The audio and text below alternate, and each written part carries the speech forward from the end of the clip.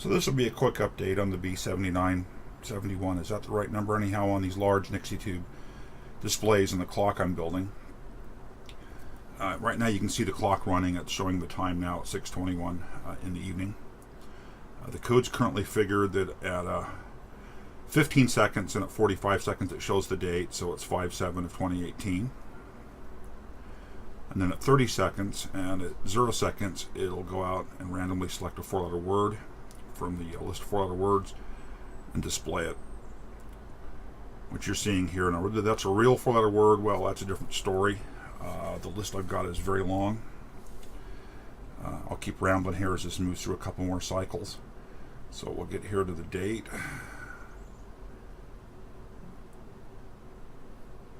I think you can see that it does a nice fade between the date and the time. It'll also do that fade going into the 4-letter word display and then fade back to the time. So it fades into the whatever that word is, and then back to the time. Over here are the 6 modules producing 170 volts, one switching module per tube. Those are being fed from my Rigol power supply up here. The left-hand channel there, channel 1, is the one producing the 12 volts. You can see the current draw right now is 530 milliamps. That'll jump as high as 1.5 amps during the runtime, depending on how many segments are lit. I'm currently feeding at 14 volts. Reading the notes on it, I can actually set it as high as 18 volts. And of course, the higher the voltage I'm driving it with, the easier time the little switchers will have boosting the voltage up to the 170 volts. Each one of the little boards is good for 30 milliamps or so, which is why there's one board per tube, because when all the segments are lit, I think we covered this before, the tube can draw in that 30 milliamp range. I'm using my EasyPick Fusion V7 board here as the development platform. I'm pretty happy with the EasyPick hardware.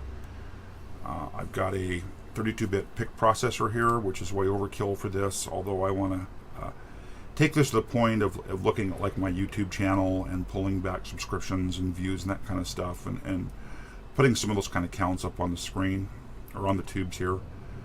I'm debating whether to add 2 more tubes or not. I haven't decided. You can kind of see down between the tubes or the smart socket boards.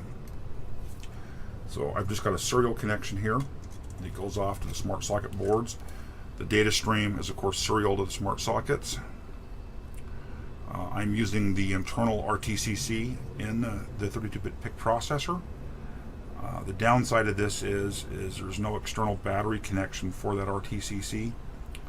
So I've got to come up with a way of, during power outages, supplying enough power to the PIC to keep the RTCC running. It can go into sleep mode, things like that. I've got to explore that still.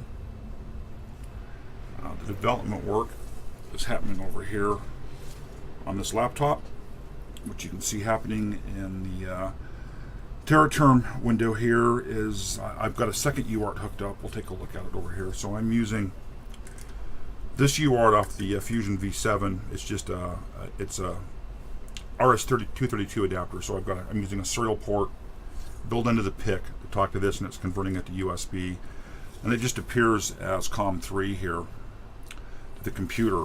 And so everything the clock is doing, or the board is doing, is being output. So you can see every second it advances the time. It just is displaying a word, and it's back displaying time. It'll just keep running here. We're seeing the BCD notation for the time. So it is the hex string, hours, minutes, seconds. There's the date. I think I've got the day wrong because that was 2. I guess it depends on when you consider day 0. It's probably really day 1 with Sunday being day 0. But anyhow, you can see the same kind of thing here where the date was packed in there as the year 18, 5th month, 7th day, and then the weekday. The code, getting a good reflection of me. The terminal, it's just written in the microProC environment. I've kind of created my own libraries here. We'll get deeper into these in a separate video. So I've got a library for dealing with the RTC that I've written, a library for dealing with the smart sockets themselves, some definitions that turn effects on and off, effect speeds, the message types that can be sent to the tube here, function to initialize the tube. So I'll dig deeper into these at a future point. I've got a function here that scrolls text on the tubes. You can control the speed. The function here that displays the time, and this is in work. Some of the conversion stuff here happening in the time needs to move over to the RTCC module. And then I've just wrote a quick and dirty debug console, and it's really just nothing more than opening up a serial port and being able to write lines to it. All being driven from this little bit of C code here. So it's pretty straightforward and simple. Like I said, we'll dive deeper into it in a future video. This is going to be a pretty short one. Kind of watch it do its thing here again for a second. ARD. So the list of 4-letter words were from various searches that on the internet for lists of 4-letter English words. Vast majority of the words I don't recognize as English. I'm debating whether to strip that down to words that actually make some sense. The list is about 5,800 words, I think, for 4-letter words, which is ridiculous. I will eventually move towards using the algorithm for the distribution of the first, second, third, and fourth letters. I just haven't done that yet.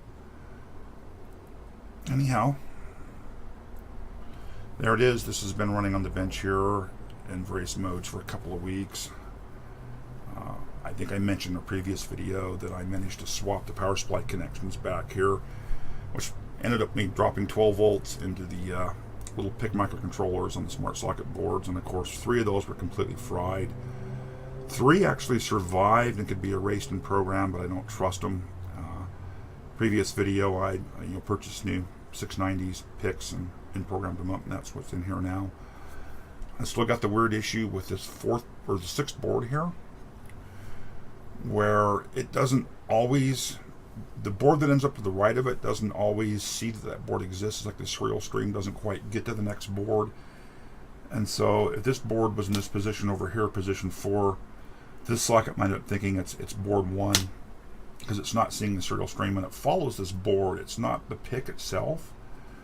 I can swap the PICs around. It's something with the actual board, and I've cleaned it and looked for solder bridges and done all that stuff, and just have not found.